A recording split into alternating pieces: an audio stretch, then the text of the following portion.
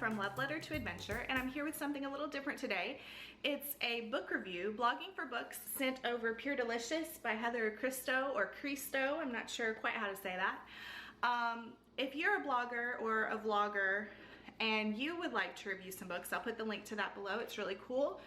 They work with different publishers and have a lot to choose from: fiction, nonfiction, cookbooks, coloring books, you name it. You can scroll through. So I picked this out myself. They didn't just randomly send it to me. And the reason that it caught my eyes, it has such gorgeous food photography. Let me see if I can just flip through and give you a real quick idea of how beautiful the photography is.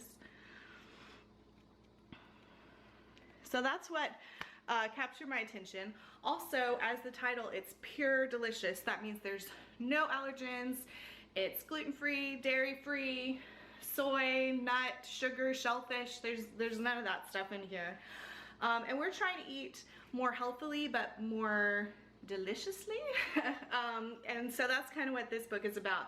I don't have any gluten intolerances or food allergies other than shrimp, but I would like to be eating less bread, more vegetables, and that kind of stuff on a daily basis. And there's some just really deliciously flavored recipes in here. Now, if you are gluten-free or you're trying to figure out if you have any allergies or intolerances, this is an even better cookbook for you, because this whole first section, like, there's a lot of recipes in here, so I don't mind this, even though I'm not in it for the allergens. But this whole section right here is about discovering your intolerances and kind of figuring that out. It's the concept of where I think you take like everything out of your diet and you add it back a little at a time, and she really goes into detail about that. So if that's something that you're interested in, she got into it because her kid had a lot of allergens and intolerances, and she wanted to feed her delicious food. So I think that's really cool. And then I don't know if she found out she had intolerances too. I didn't read this whole part because it wasn't as applicable to me.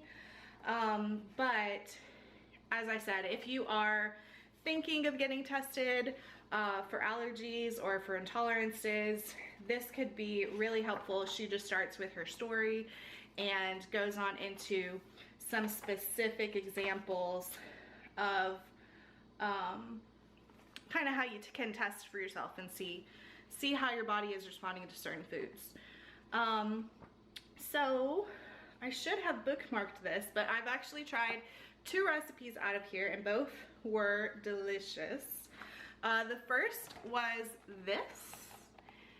Let's see if it will, yeah, so pretty. As you can tell, the photography is what pulls me in. I really love cookbooks with great big beautiful photos. It's a red cabbage, bacon, and avocado slaw with a balsamic vinaigrette. Yeah, so we got a head of we got a head of red cabbage, and I made a giant thing of slaw. If anybody has tips on how to keep cabbage, I always find that it's hard. You can't really buy, you have to buy a whole head, but there's just 2 of us, so it's hard to go through it. So this time I made a batch of this, and then I made a batch of rainbow slaw, which was a copycat recipe from Jamie Oliver's restaurant, which is no longer open, Union Jack's in London. That was my favorite place to eat there.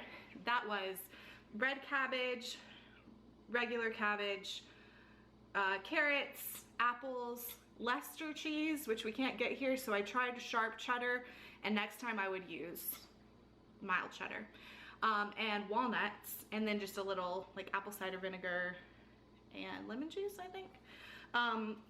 So that's how I used up the rest of the cabbage. The bacon and the avocado really make this taste good. And cabbage is so good for you. So this was really good. And we made it with a pesto chicken. So I just took the cabbage and I made 2 huge batches, and we ate some of it, and then I gave the rest of it to my mom.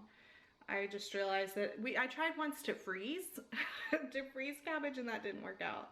Let me see if I can find the mains. Here we go.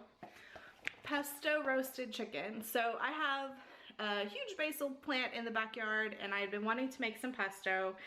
And I think she uses a whole chicken, but we just did a package of chicken thighs with skin on, and it's so easy. You rub the pesto under the skin, you rub the pesto over the skin, and then she has the recipe for how to make the pesto in here.